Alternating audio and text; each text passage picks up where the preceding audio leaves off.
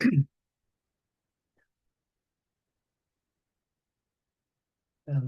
hello. All right, there is Lila. There, hello. There is Tania. Tania is back. You're here. Oh, you're here. Okay. Yes. Hello. Sorry. Good to see you. Um, and hello. I'm like outing people. Hello. Thank you. That is very nice of you to say. It's a little, all right. I appreciate it, Shen.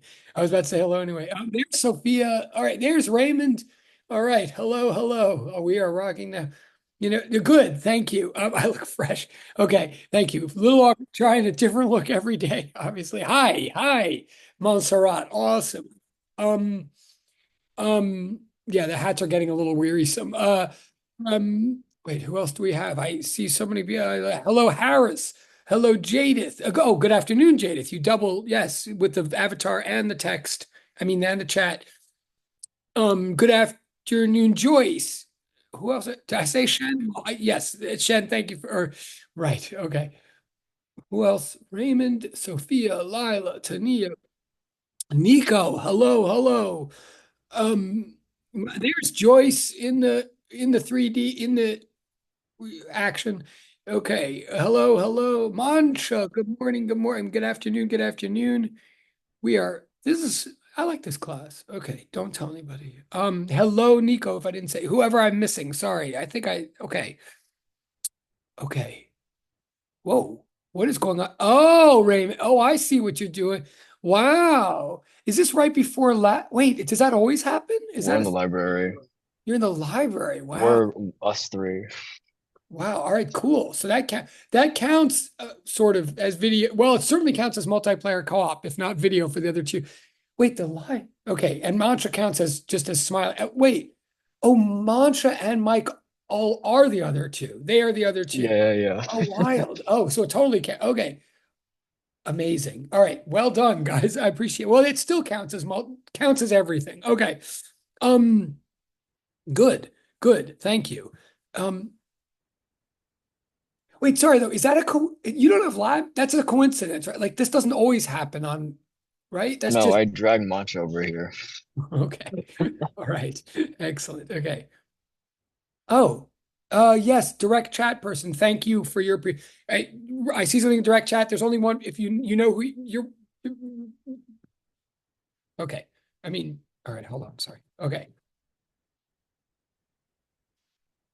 Okay. Okay, cool, cool, cool. So a couple of things. Well, we'll get started here. A number of things. Total, once we get to the material, once I stop doing my usual nonsense, it's a total shift of material. Uh, Thank you. Some people are asking me how in the chat how I'm doing, which I appreciate, and I am doing well. I'm a little off. Thank you. I mean, last week was a big week medically. Maybe it's why I'm like not even doing the hats anymore. I don't know. I'm a little bit off. Forgive me. We'll get to that in a minute, but hopefully not too off. But thank you. Thank you. Um, um, um. Yeah, like honestly, I always like think I'm fine. And I start teaching and I hear myself and I realize I'm not as fine as I think. But okay. Couple of things, many things. Let me, all right, bear with me for a second. Like we obviously have to like sort of get back to physics now, but first of all, bear with me for a second.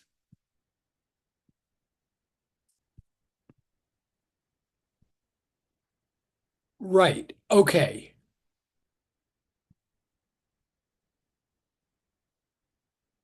I'm just looking. I'm like sort of taking mental attendance here.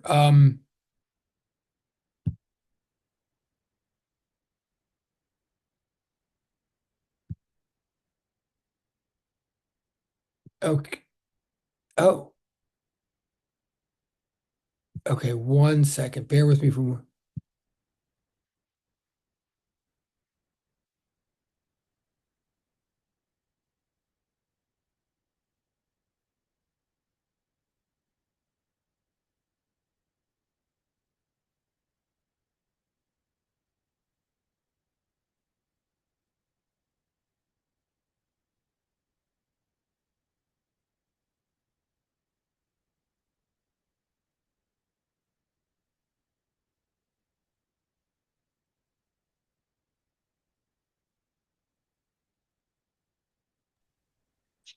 Okay. Again, bear with me for a second. I'm some sort of in the direct chat right now, and also,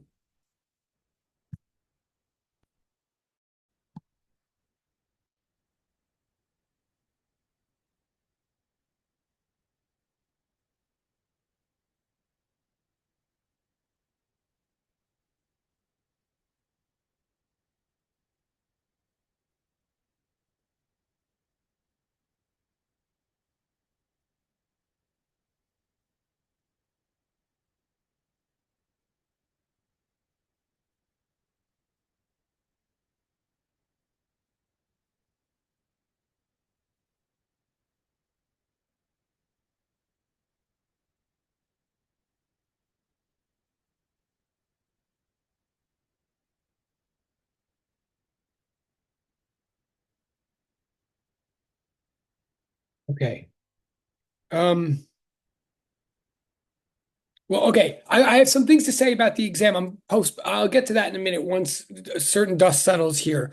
So I'll address the exam in a minute. I mean, basically, what I have to say is congratulations, of course, for the most part. But well, I'll hold that thought for a moment. As far as physics, as far as where we are in the class right now, um, um, especially because I haven't like seen you in a week and so forth.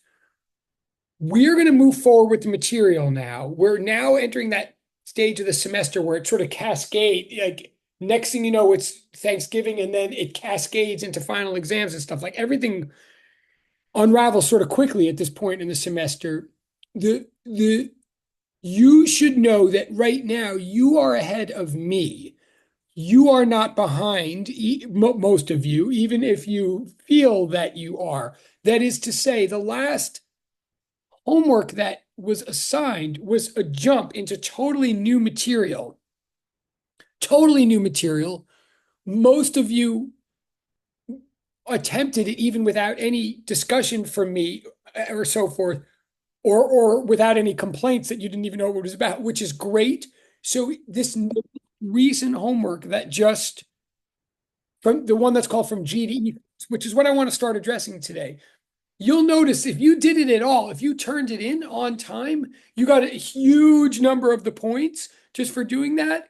And again, it's one of these things where now the ball's in my court. Either you're going to get feedback on it and see, or you'll see by the end of the next two classes in a very clear way what needs to be completed or corrected, or you'll just get the rest of the points. But congratulations to you for even making that next step into brand new material, which now begins today. I'm just still watching the chat. I'm sorry. Um, Another way I'm trying to put what I'm saying is it's now my job to sort of make tracks with the material with you guys to catch up with where you are intellectually, to talk about this most recent homework and so forth, and show you how the rest of the material in the semester, which looks at first to be totally different from what we're doing, is actually quite related. Um, that is a long way of saying that for a while from now on, like through Thanksgiving, through you should not there shouldn't really be any major new assignments or tasks coming to land on your plates. Like it's now more about me catching up with you and you catching up with any old things or old revisions, anything I have given you feedback on, or anything that you know you never turned in, or something like that. You want to start using this time from here on in to fill those gaps, or and to start trying to make sense out of the material that we're doing together. We're going to try to pop things off the stack rather than put a lot new things on the stack. As far as work is concerned, that's what I'm trying to say. It's also a long way of saying, please bear with me because I know you just got your exams in. We'll address that again. It's going to take me a while to get them back. I apologize in advance. But yes, I do feel good, thank you. But things are getting a little bit more challenging on my end, like logistically with all the medical stuff and everything. So like I'm not going to have them for you this Wednesday. And honestly, it's possible I won't even have them next Monday. Just bear with the minute I have them, you'll know, and I'll get them to you. But in the meantime, we just have to press on with the regular course. material. Oh, thank you. I very much appreciate that, Harris. Thank you. Okay, but they won't be forgotten. Believe me, I take like they I care about. I was going to say I care about them as much as you do. I don't know if that's true, but I do. So okay, I'm going to move. So I'm going to move to the new material in a moment. In fact, oh, you can't hear anything. Wait a minute. Wait a minute. Is that I gather that Harris can hear. Revo, I don't know. That might be on your end. You can thank you, Abdul. Good point, Raymond. That's a multiplayer call from Abdul and for Raymond right there. And maybe a closing conversation. That's definitely points, you guys. Thank you. Yeah, so Revo, I think they're right. I'm not sure. I don't think it's on my end. I don't know what to tell you. Yeah, rejoining would be I would forgive you for rejoining. I would encourage it. So I want to get to physics now. Um, um,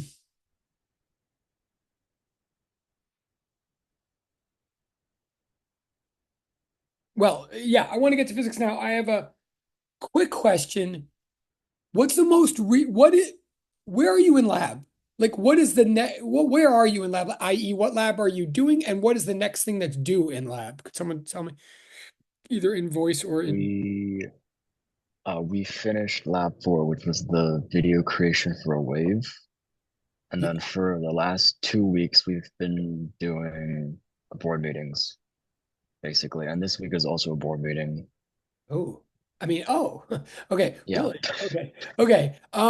That's okay. Yeah, I think Mercedes posted an announcement. I'm not sure if you can see it. I do usually see them. Yeah, I may be so I'm falling a little bit behind. Okay. So board me and the three board me. Okay. Sorry, I just realized my okay. So the content, okay, and so the content of these board, like as far, I guess my that's good to know. And I know she's been a little sick too. I do understand that. The content the most recent content you have It'll not heard. probably be Doppler effect. Okay, thank you. That's all right. So, that's helpful. So to everybody. Like the Doppler effect is a big deal to me, as you could see. I know you had the Doppler effect coming in all directions at you, and then it was on the exam if you chose that problem. And I do understand the thing with the Doppler effect that happens is, on the one hand, people get really sick of it. I know you've like had days and days and days of it, and on the one hand, people get really sick of it. On the other hand, a lot of people still, even by the end, still don't feel like it's clear or that they know how to do it or what the point is. Both of those things can be true at the same time that you could have had too much of it and not enough. I get that. I'm here to say that it, because you've turned in your exams and because it's time to move on. I'm not going to explicitly. I'm going to totally move on to this new material now to everybody. But you will see. I will try to let you know as we're unfolding this new material how it's all part of the same course for real.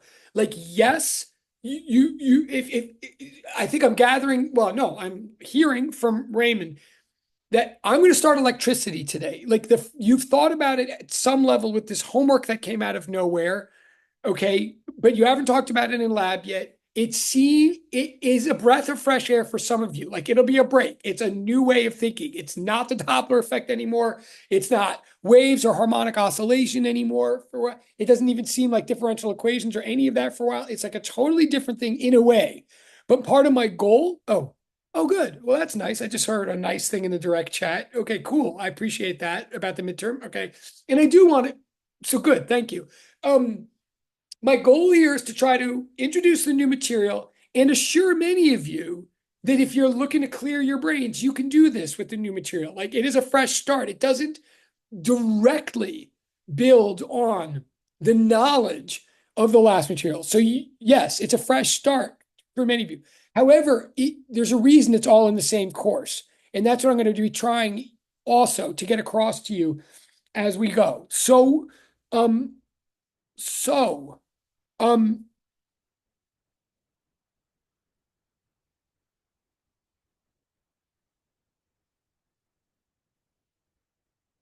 sorry, I know I just froze.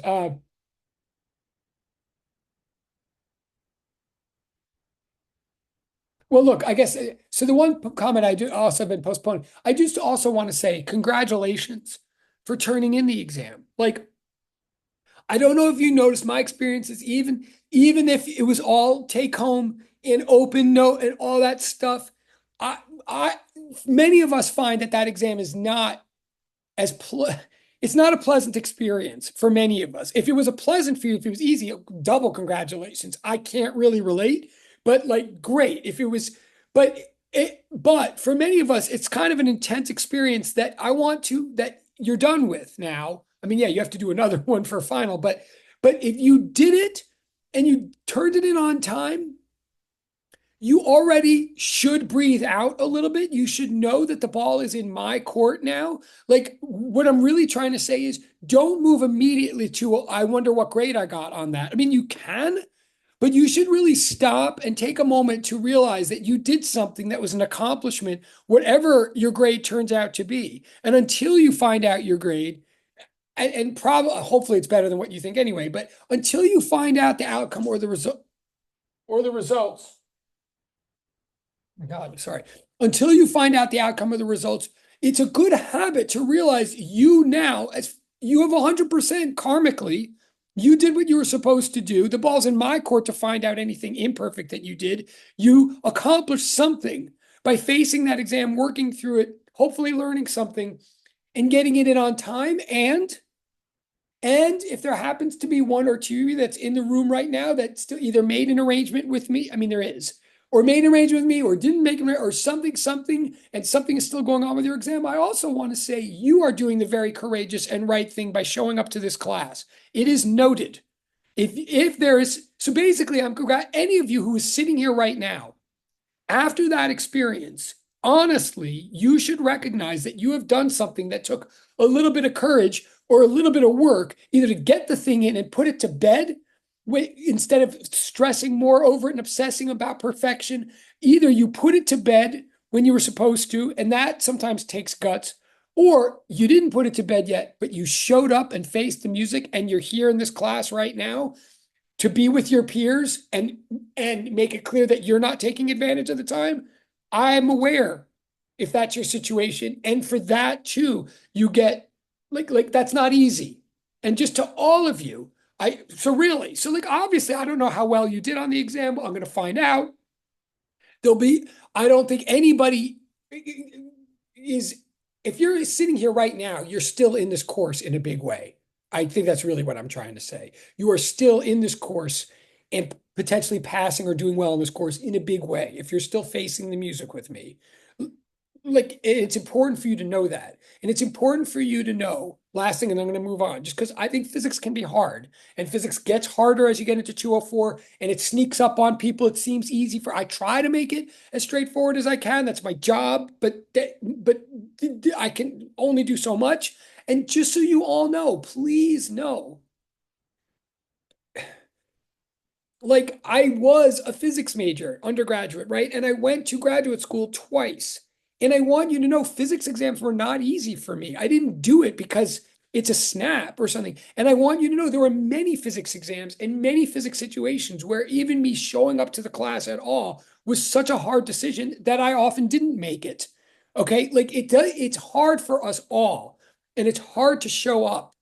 Um and uh, like you're just know that just know that. And in the end of the day, not everybody gets through the forensic science major or the bio or the mole bio major or the tox major. Not everybody gets through these majors, but the people that get through are the people that keep going.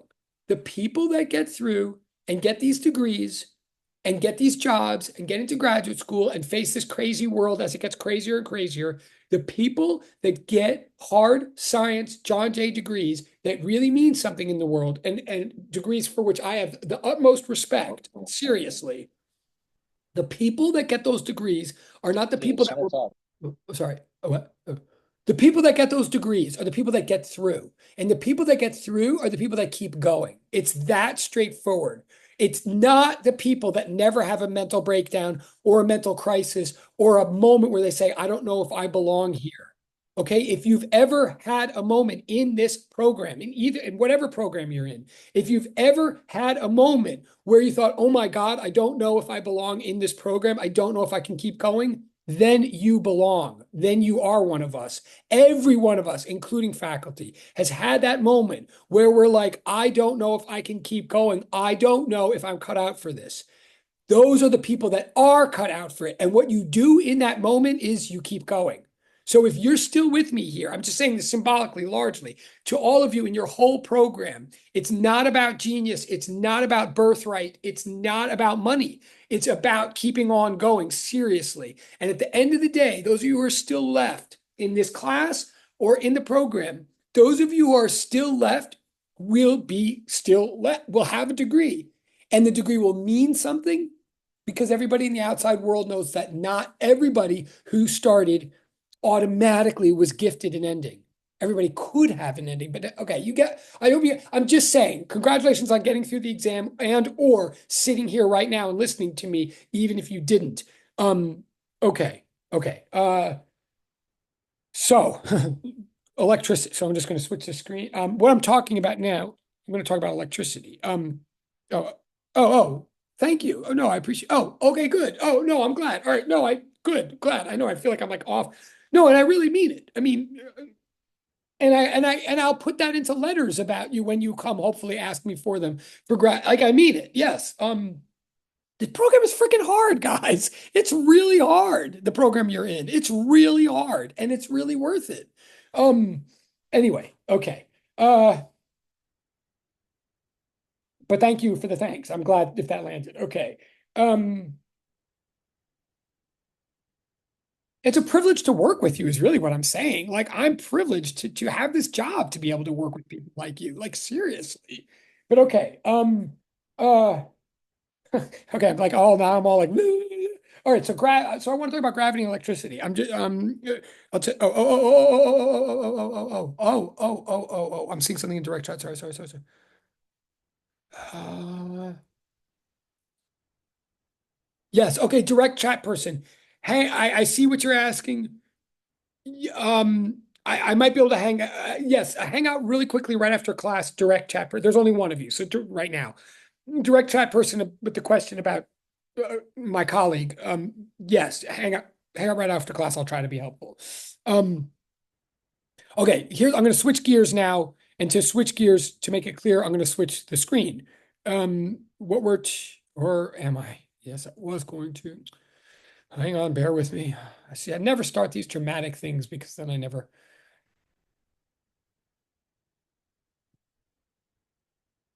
Okay.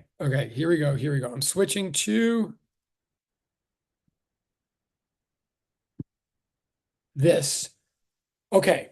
So this was like the homework that was due, in principle today. Again, if you haven't done it yet, you still can, blah, blah, blah.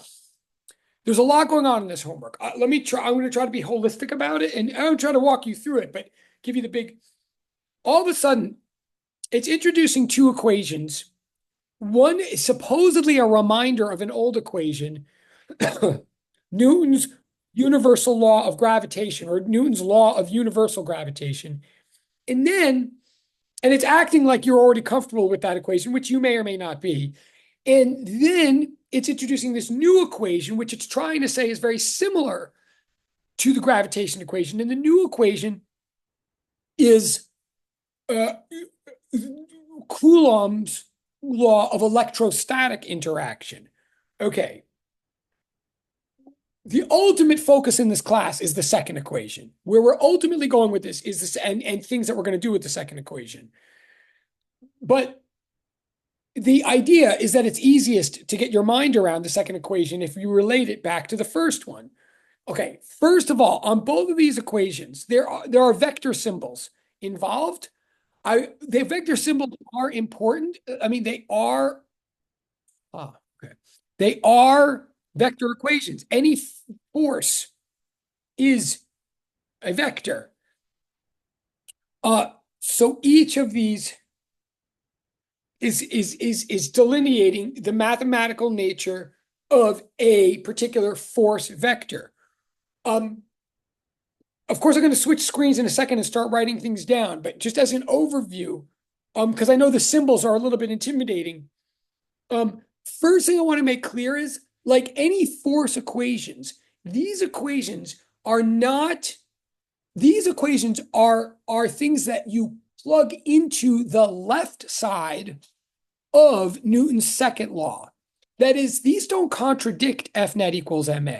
These are like F equals negative kx, or back from physics 203, F equals mu times the normal or something. These are force functions that tell you the nature of a particular force, and every single particular force gets added up and accounted for and plugged into the left side of F net equals ma whenever we're solving physics problems, right? In other words, just as a reminder, Newton's second law, F net equals ma, means the sum of all forces on a mass yield the acceleration of that mass, right? In order to know the acceleration of a mass, you've got to add up all the forces acting on it on each axis independently. So these are particular forces that could be one of many that get added up on the left side, just like F equals negative kx, Hooke's law is, right? Okay. Um, but these are such fundamental forces, or such, well, yeah, they're such fundamental forces that they require a lot of attention and analysis in their own right. Um, so I'm going to switch screens now. And so the idea is we use the gravitational force as our basis of comparison, or as the one that supposedly we already have a little bit more experience or intuition with. And from that, we build our understanding of the electrostatic force. So I'm going to switch screens and talk about the gravitational force, like for a minute or for a couple of minutes. Forgive me. So here we go. I'm going to switch screens.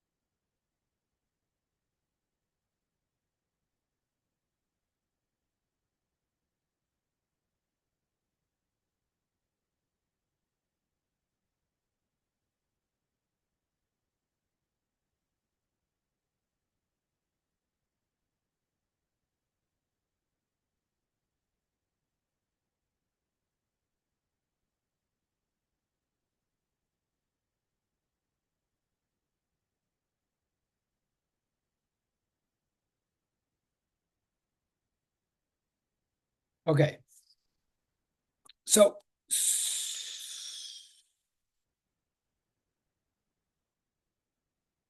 okay, I'm just looking at something. All right. So I'm talking about gravity now. Okay.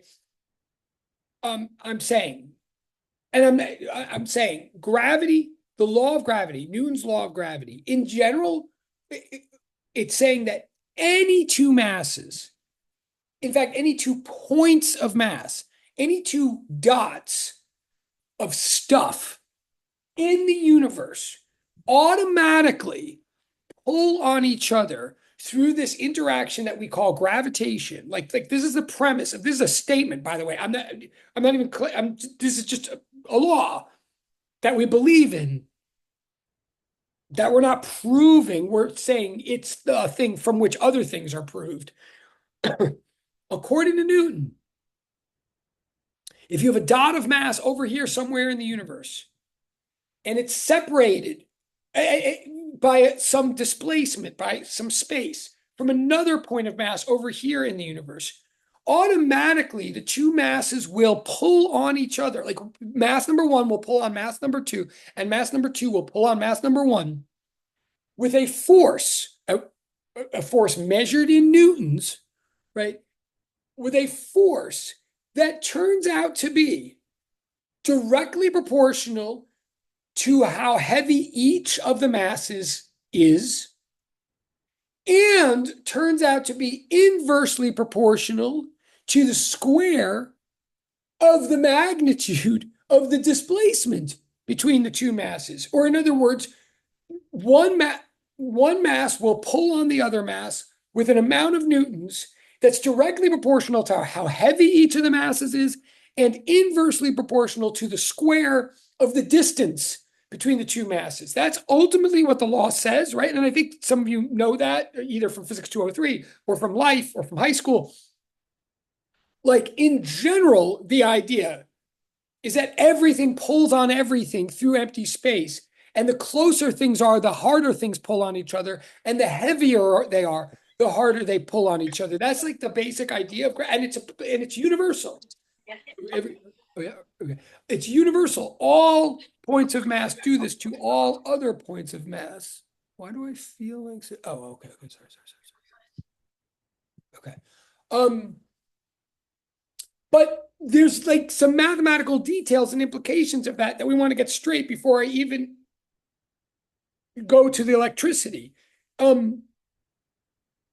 First of all, like you notice the way the equations are written on the sheet, they're written with these vector symbols. And one of them may be a little bit new. There's this caret, right? There's this caret over the R in both the equations. I want to briefly explain what that means. That R with a caret over it is known as a unit vector.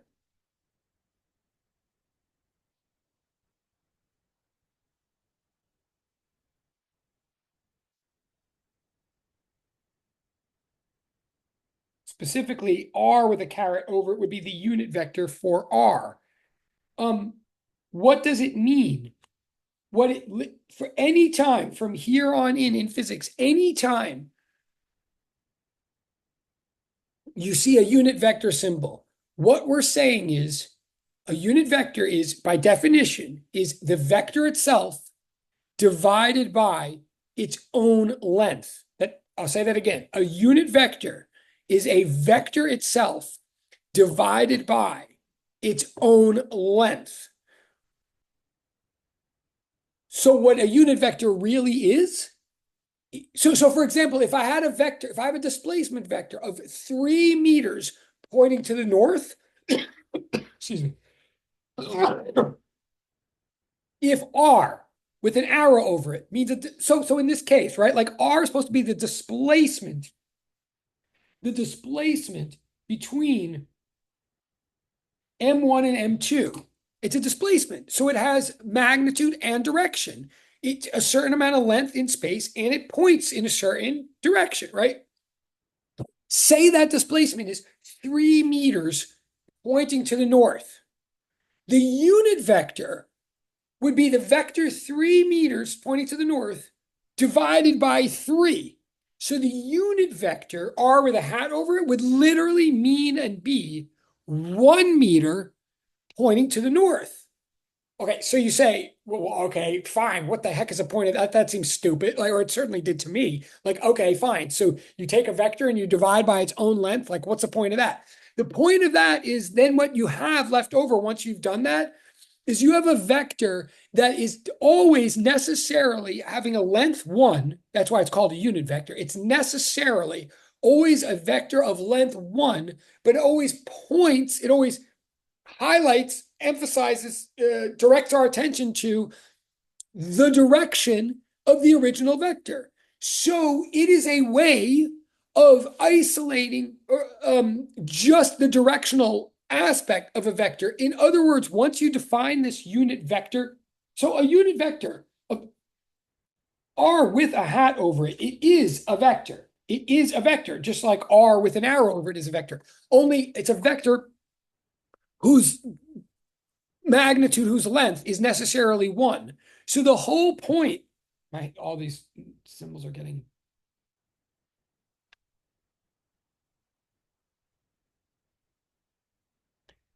The whole point is if up until now we've always understood that a vector is a quantity with magnitude and direction, we've always said that in English. But now from here on in with this like vector symbol notation, we can actually mathematically capture that from now on. A vector, any vector, like vector R with an arrow over it, can be mathematically written down as a simple product, like a monomial, if you like, a product of R, where R is its magnitude, no direction at all. R is like how long it is, times R hat, R caret, where R caret is just the number one, but with a certain direction.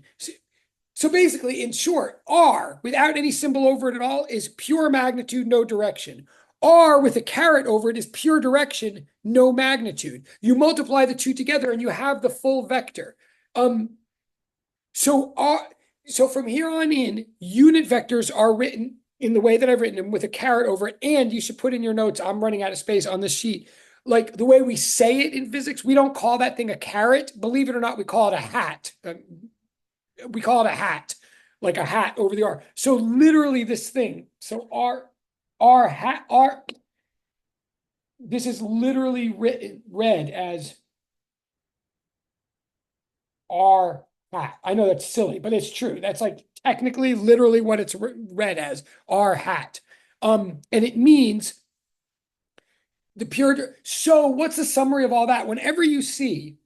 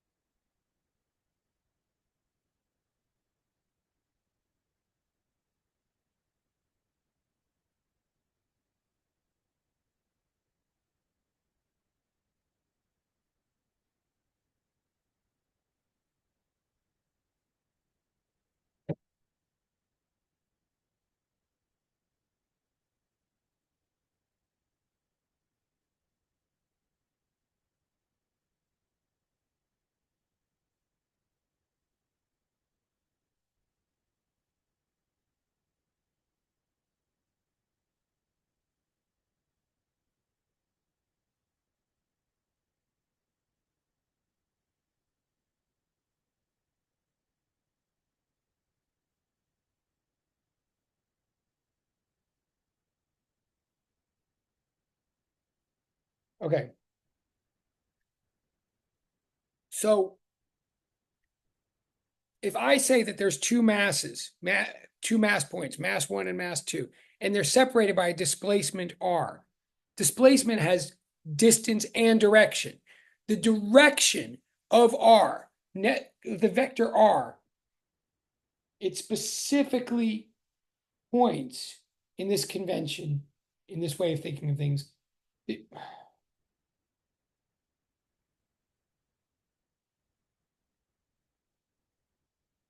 vector r specifically points from M1 to M2. In the convention, we're generally assuming these are two arbitrary masses. By coincidence, they might be the exact same mass in size, but probably not. So whichever one is bigger, we call capital M1, and whichever one is smaller, we call lowercase m2. And the convention is that this displacement points in the direction from M1 to M2. So the unit vector R is a vector who has distance 1 and but points in the direction from M1 to M2. thus, with this whole convention and this notation, we say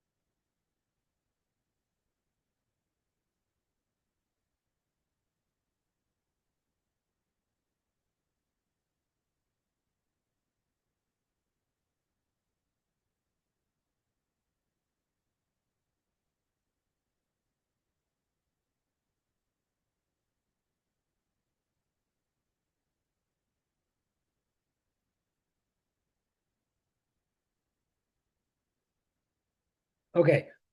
So what I'm saying is once you set this up and you say, okay, there's a mass point over, and I keep saying mass points. I mean like dots of mass that could be any amount of heaviness, but don't take up any volume, right? Like points of mass. So one point of mass can be a lot heavier than another. Say you have a point of, oh, something in the chat. Wait, sorry. Hold on. Oh yeah, absolutely. No, absolutely. Sorry. Um, no, I love that. If that's what you mean, yeah. Um,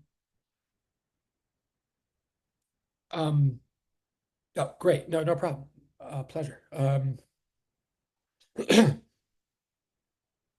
So you have one dot of, again, I'm talking about gravity right now. And I'm assuming, look, again, in big holistic terms, the whole idea of gravity is that anything that is anywhere is automatically pulling on anything and everything else that's anywhere and everywhere else. Like, oh, yeah, no, no, absolutely, absolutely. Sorry. Yes. Like holistically, the idea of gravity, like the idea that I think you've heard before, and then I'm sort of like assuming and all this. And I'm not saying it's an easy idea, it's like a very surprising idea. But the idea that we're sort of used to is that you have a dot of mass over here, you got a dot of mass over here. Let's call this one M1, call this one M2. M1 is automatically pulling on M2 with a force that's bigger, depending on how big M1 and M2 are, and smaller depending on how far away they are, right? That's like the basic idea. Now I'm saying how to do the math gets a little bit more, complicated. So the first thing we want to recognize is that M1 is going to exert a force on M2 that is a force. It has magnitude and it has direction. Okay. So if we want to take into account magnitude and direction, we write out the, tell me if this is okay. Oh, okay, great, great. Okay. So if you want to figure out the force that M1 exerts on M2, that's going to be a force measured in newtons and acting in a certain direction. Well, first of all, what direction is it going to be pulling in? If you're careful, I want to be able to know the answer and be able to express it with precise mathematics so that I can use it in problem solving stuff. So what I'm talking about first, if you're taking notes, I'm first addressing right now what direction, what is all of this saying about direction? Why are all these vector symbols there? What are they saying about direction? What they're saying is this. If R, if R is the displacement that points from M1 to M2, right? Then I can imagine a unit vector, R hat, that has a magnitude of 1, but just points from M1 to M2. That's what the R symbol is at the end of this equation. The R symbol at the end of this equation has a magnitude of 1, so it's not going to change the numbers or anything. It's just there to say, okay, there's a vector. Imagine a vector that's pointing from M1 to M2, okay?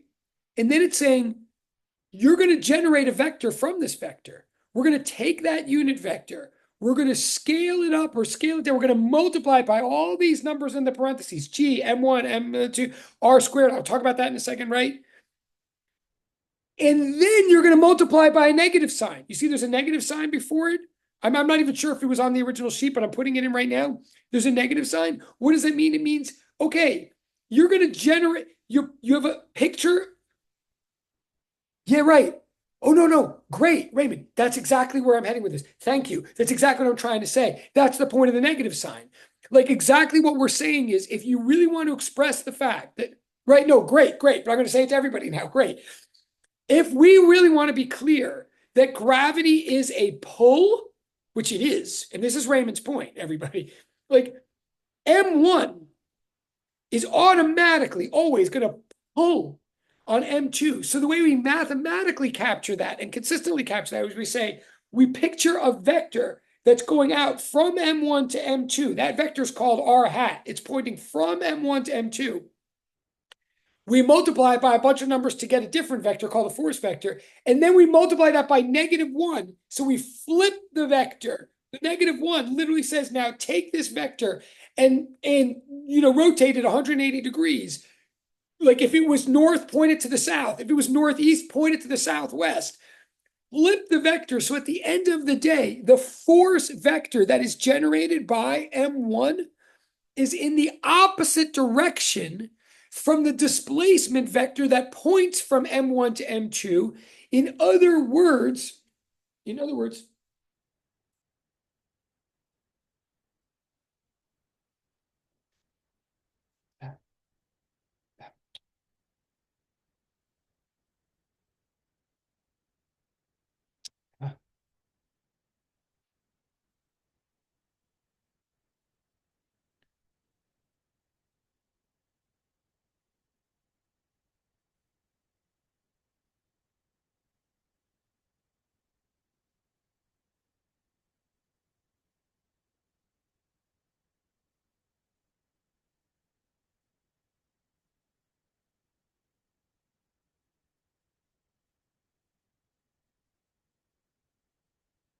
I'll just leave it at that, actually. I'm disagreeing with Raymond, but it is the point that really why we're sticking that R hat in there in the equation. It looks extra confusing. I mean, and we're sticking it in so that we can then stick a negative sign on the end. And in the end of the day, say the way M1 interacts with M2 is it it yanks M2 toward it. It's a pull. I'm saying at the end of the day, whenever you see any force equation that has hats in it, that has unit vectors in it, if you see a negative sign, it means you're flipping the unit vector, which means the force is going toward the source of the force.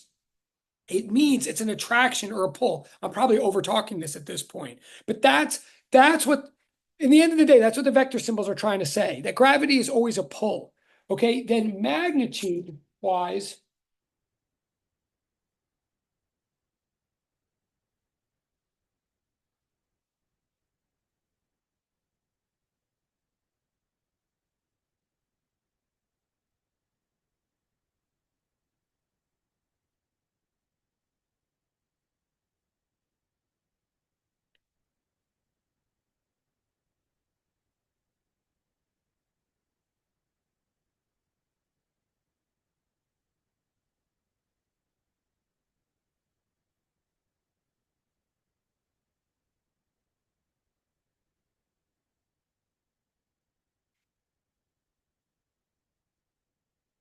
okay. So magnitude wise, the R in the denominator, you might want to write this in notes. I ran out of room here. The R in the denominator simply means distance, right? R arrow is a vector composed of a magnitude and a direction. R with an arrow over it, right here at the bottom of this page, R with an arrow over it is a product of raw distance and raw direction, right? So now in the whole equation at the end of the day, the equation, notice there's two R's in it. This like I'm over talking this as always, but it always confuses people. I know it looks like there's two R's in the equation. There aren't really. The R hat in the equation is just telling you direction. It doesn't change the numbers at all. If you want to memorize or if you want something to simplify everything that I'm saying, if you ever in physics, ever for the rest of your life or math, you ever see a letter with a caret over it, I mean, in a vector context, if you see a letter with a caret, a hat over it, the value of that letter is 1. It never changes the numerical multiplication of what you're doing. It's always just there to emphasize or to explicate direction. Okay, so the R hat in this equation equals 1 as far as multiplication is concerned. But the R in the denominator, it doesn't have a hat on it, and it doesn't have like me, and it doesn't have an arrow on it. The R in the denominator is the magnitude of the R vector. The R in the denominator is the pure distance. Okay, so what I'm saying now is this whole equation is telling you that when mass 1 is sitting over here, it automatically pulls on mass 2 over there. By what amount and what? Well, we picture a little vector that comes out of mass 1 pointing to mass 2. That little vector points in that direction, and it has a magnitude of 1. So then what we do to get the ultimate force that we're trying to predict or calculate, the ultimate force is first we take that arrow and we flip it by a negative sign. So it's pointing back. So it becomes a pull arrow. Then we scale it up, or really scale it down, by multiplying all these numbers. Like that's why they're called scalars. Like we take that vector of length 1 and we multiply it by the product of mass 1 times mass 2 times the square of the distance between them, and multiply that whole thing by this universal constant called capital G, right? That's a constant. It's universal. It's interesting how it got discovered and all that. But you don't have to memorize it, and don't get bogged down by it or intimidated by it. It's just Yeah. there. You don't have a t-shirt underneath? Oops, sorry. It's just there because we are wanting to stay in a measurement system of meters, kilograms, and seconds. In other words, that's all it's doing is adjusting and rescaling all of our results. Like when you multiply the kilograms by the kilograms and divide by the meters squared, it then adjusts all that to make it in a proper proportionality to our system of measurement. I'm getting myself bogged down again.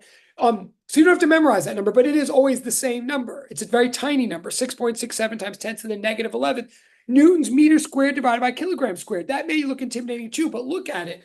That's just the point I'm making, that number, G, that number 6.67 cancels out the kilogram squared in the top of the fraction, and it cancels out the meter squared in the bottom of the fraction and leaves you with newtons, which is what we want our ultimate force vector to be measured in. Okay, so in the end of the day, one object is displaced from another object. You think of an arrow pointing from the first object to the second. You flip that arrow back so it becomes a pull, and you scale it up by these magnitudes, and then you have your gravitational force. That's what all this means mathematically. Okay. I see something in the direct chat. Good. Because I know I'm being very abstract. If RM, right? Wait. Okay. Very good question in the direct chat. I would.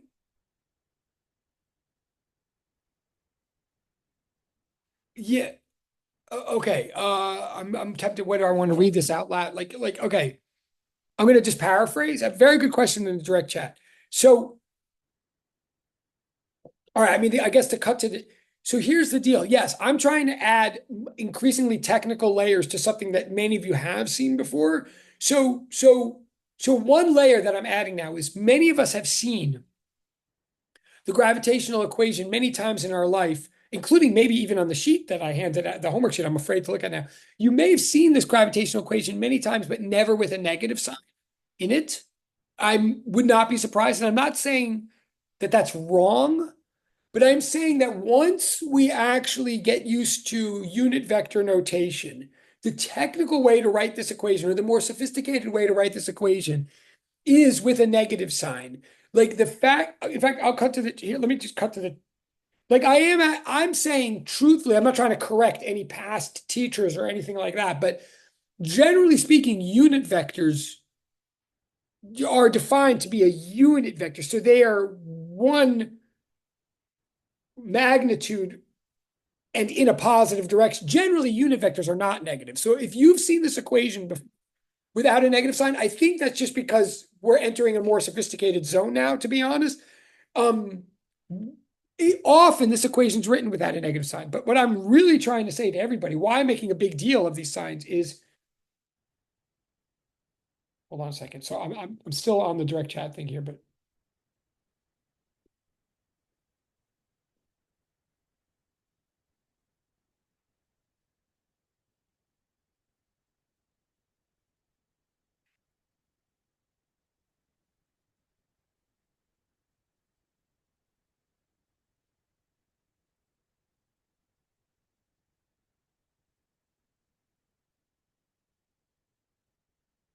where I'm heading with this is I'm about to say that electrostatics works mathematically the same way, that if you have any 2-point charges, again, I'm slightly skipping ahead of here, but any 2-point charges, like a proton over here and an electron over there, or a proton over here and a bunch of protons over there, or something, that they will exert interactions on each other that strangely work the same way mathematically as the way masses exert interactions on each other with gravity. But with electricity, with electrostatics, the interaction can be a pull or a push, right? It can be attraction or repulsion. What I'm ultimately trying to say is whenever anything is an attraction, technically speaking, if you've got the unit vector written into your equation, you're being careful about vectors and directions and all that. Whenever anything is an attraction, it should have a negative sign out in front. And if it's a repulsion, it will have, yeah, actually that is, sorry. Yes. Hold on. I'm ultimately okay.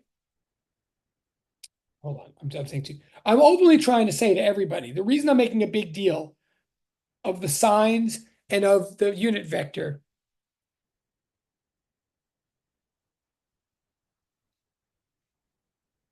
Ah,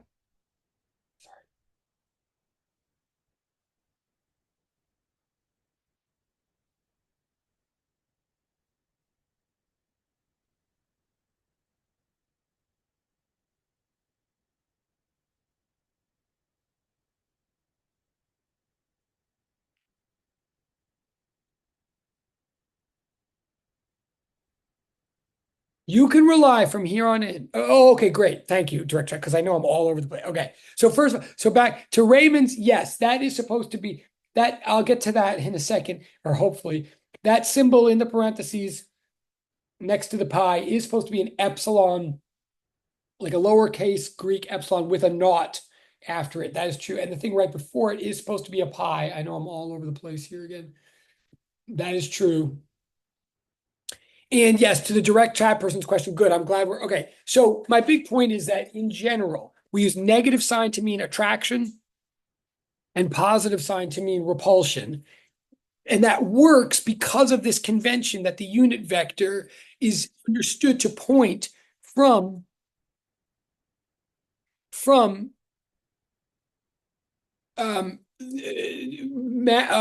object number one to object number two. And whatever the force is that you've generated with this equation means the force exerted by object one onto object two. Okay. Now, we just said everything we said about gravity in the hope that we could then transfer that understanding to an understanding of electrostatics. I'm not saying gravity is easy. There's aspects of gravity that are not easy. But the idea is that at least with masses, you can picture them. Like gravity is something that acts between planets, stars, objects on a planet, moons, etc., big, heavy objects. what we believe about gravity, we also believe about the electrostatic attraction between these things called charges, which are a lot harder to picture, right? Both forces, the force of gravitation and the force of electrostatics, are called fundamental forces. Why are they called fundamental? Like, what's fundamental? But they're not easy. Why do we call them fundamental? They're fundamental because they're always there. More specifically, more specifically,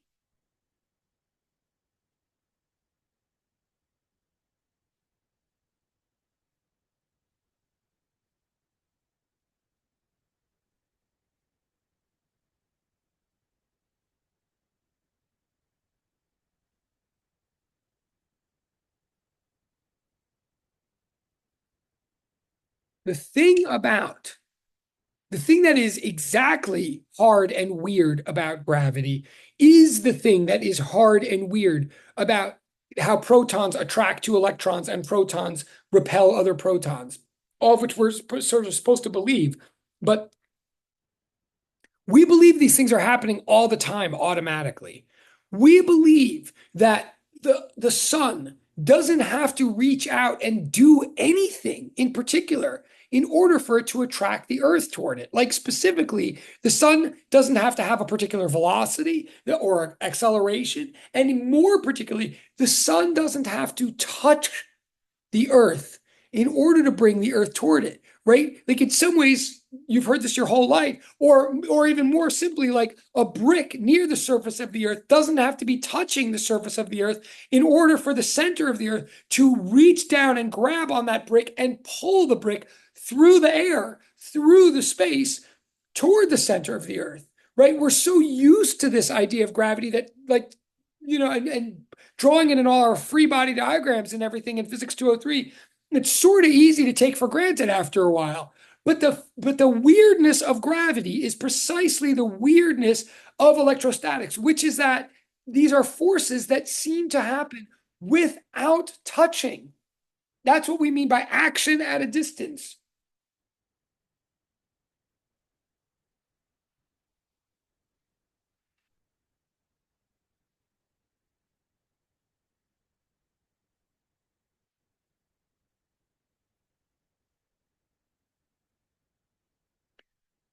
Let me say it one more time again. What's the electrostatic attraction between an electron and a proton, or the electrostatic repulsion between two protons, is conceptually similar to the gravitational attraction between two masses in that it just seems to happen as long as the objects exist. And in fact, if you look right, I mean, that's already like, whoa, like what really? I mean, what? But it seems to be true. I'm not saying it makes sense that it's true. I'm just saying it seems to be true. In fact, arguably it doesn't even make sense. Well, anyway, I'm just saying it seems to be true. Uh,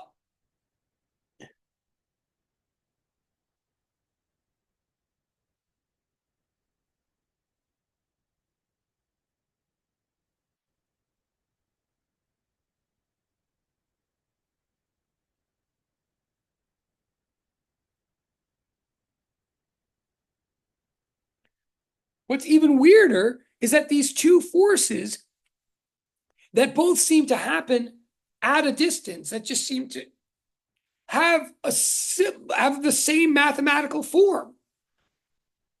They, in both cases, the strength of the interaction is directly proportional to the size of the objects interacting. Like in the case of gravity, the more massive the object, the more the gravitational attraction. In the case of electrostatic, the more charged the object, the more the electrostatic interaction. And then also, the farther away the two objects are, the smaller the interaction, and specifically in an inverse R squared way. In both cases, the force is a function, it is inversely proportional to the square of the distance between the two objects. So this is like bizarre, or I mean, it's noteworthy that there's two forces we have that seem to just happen automatically all the time without any activity or touching or physical contact or required motion, these automatic fundamental forces that seem to glue and shove things apart and together in the universe seem to do it with the exact same type of math equation, an inverse R squared law. Like, what's going on there? Well, that's our focus for the rest of the semester, in a way. I'm still looking at the chat. Okay, and I know we only have like 10 minutes now. I want to start crunching some numbers or giving you some numbers and stuff. Um, but just as a glimpse as to why are we suddenly talking about all of this after we spent all this time grinding harmonic oscillation and waves, the simple answer for the moment is remember, this is a class about unthingy things, right? Waves were our first example of something that seems to exist in a real way in the real world, but is not material, right? That's the ultimate, and the whole point of all that Doppler effect stress was really to ultimately see not specific CA, how a wave is a flow of something that isn't a thing, right? A wave is a flow of something real, something that matters, but isn't matter. And what is it? It's a flow of information. And what does the information flow through? It flows through a medium. And is the medium real? Oh, yeah, the medium is so real that it ultimately constitutes a frame of reference in the Doppler effect problems that makes all the difference in terms of one frequency versus another. Like, really, what you're trying to get out of all that Doppler effect analysis is seeing the medium is playing a vital role. The medium, which is the medium, the entity through which information is flowing in the form of a wave, the medium makes such a difference that if you do one thing relative to the medium, or if the medium does one thing relative to you, you get all these different frequencies and all that kind of stuff, right? Well, now what I'm getting to is another unthingy thing. What we're getting to now is this aspect of nature or of the universe where somehow something over here can yank on something over there without having any material contact with it at all. Action at a distance is our next and big example of some kind of unthingy thing happening in nature. I'm not trying to be cute. When I say unthingy thing, I mean, I'm trying to be intuitive, but what I'm really trying to say is what's important about these two equations, this inverse R squared equations, is that somehow these equations are capturing a phenomenon that exists for real in nature, but doesn't involve material exchange. The sun seems to pull on the earth without there being any matter between the sun and the earth transmitting that pull. I don't know if you're following me or not, but that just so you know, that's like why we're talking about this at all, is to unpack the next huge example in nature of how it can be that things can exist. How is there information between the sun and the earth telling the sun and the earth what to do if the sun and the earth, if there's no matter between the sun and the earth, if there's no thingy things between the sun and the earth telling them how big they are or where they are, how is it that the sun and the moon, the sun and the earth are somehow transmitting or communicating information that ultimately generates a pull, or in the case of a proton and electron, a push? You see, that's what we're talking about now. So I know we only have 7 minutes, so let me just like give you some numbers or some computational like meat to this. Sorry.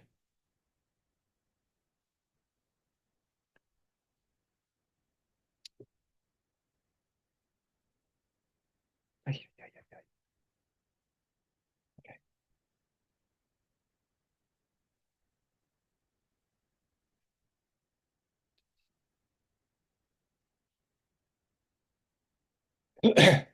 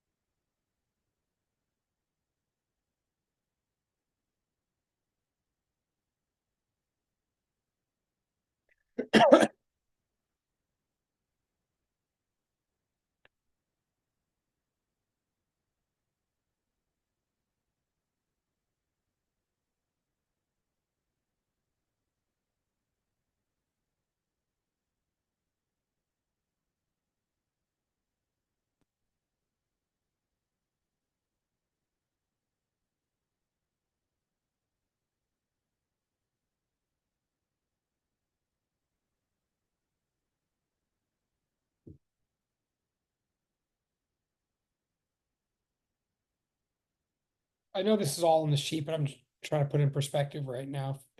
If it helps.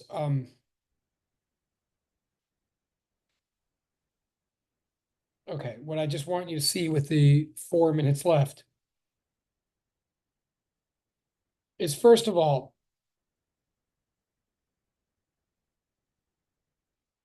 okay, I'm looking at the chat. Okay, with 4 minutes left, first of all, charge comes in these little you know this from chemistry and from high school and so forth. Charge, whatever charge is, I'm not pretending I really understand what charge is. Look, I don't really understand what mass is, really. I just know that it's a fundamental property of matter. It just seems to be a description that applies to matter. Mass is a description and it has impacts, and charge is a description, a flavor, a characteristic that matter seems to have, and it seems to make a difference in the world. Now, charge, first of all, unlike mass, so charge is like mass in that way. But first of all, charge comes in two varieties. It comes in positive and comes in negative. The positive kind of charge seems to come in these little packets called protons, as you know, and the negative kind of charge seems to come in these little packets called electrons, right? I mean, it's possible that maybe well, so far as we know today, it doesn't get subdivided any. I mean, you could break up protons into smaller things, but not into smaller packets of charge. And you can't break up electrons into smaller things, so far as we know today. So these are the little elemental, discrete packets of charge as we understand them.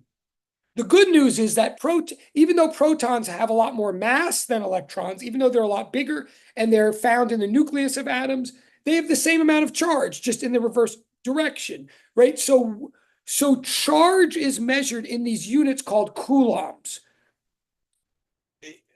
Because of just the way history flows, it's easier to discover bigger things than it is to discover smaller things. In other words, we were playing with electrical currents running through wires before we got to the level, as human beings, before we got to the level of breaking down those electrical currents down into these tiny, tiny packets called electrons and so forth. So the units that we have for describing all of this are very big units. So ultimately, the charge of a proton is a tiny, tiny number of these coulombs of charge. Coulomb is the fundamental unit of charge, just like meter is the fundamental unit of length, right? A proton as approximately 1.60 times 10 to the negative 19th coulombs.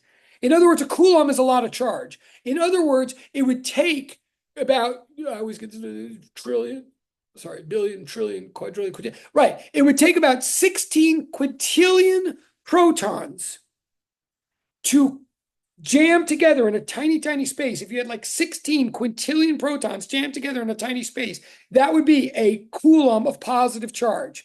Similarly, if you had about 16 quintillion electrons jammed together in a tiny space, that would be a coulomb of negative charge. Now, if you multiply the amount, I know we have 1 minute left. If you multiply the amount of charge of something by the amount of charge of something else and divide by the square of the distance between them, you would almost be there at calculating the amount of force of electrostatic interaction that one would exert on the other. But you have to multiply the whole thing by a universal constant. Just like with gravity, we multiply the whole thing by capital G, this tiny number, 6.67 times 10 to the negative 19th, just to make the units work out. We would do that in electricity too. We would multiply by this huge number called K sub E. 8.9. Sorry, that's an error. That's supposed to be a huge number. Sorry. That should be positive ninth. Sorry. We would, and sometimes we do. And I know it's 4:20. If you got to go. I'm just going to take this 1 minute to say this and then run. we would normally just multiply by a K, just like with gravity, we multiply by a capital G. Same concept, different number, makes the units work out to newtons. But for reasons that we get into later in the class, it's actually ultimately more convenient, even though initially more confusing. It's ultimately more convenient not to call the whole package one number K. It's ultimately more convenient to define this other tiny number, epsilon naught, the one Raymond noticed, to define it as being a tiny, like 8.85 times 10 to the negative 12 times Coulomb squared over Newton's meter squared, and say that that number times pi times 4 all under 1 is the constant. We're just writing it in a funky way for reasons that will make sense later, just to get used to. But ultimately, that's all I'm saying right now. So that's how electricity works, just like gravity. They're both actions at a distance. That's the issue for right now. All right. I'll see you guys Wednesday. I'm going to hang out for a second if there's questions or follow-ups or whatever, but just keep on keeping on. I'll see you Wednesday. Recording is. Thank you. Oh, sorry. Thanks, Professor. Take care. Thank you.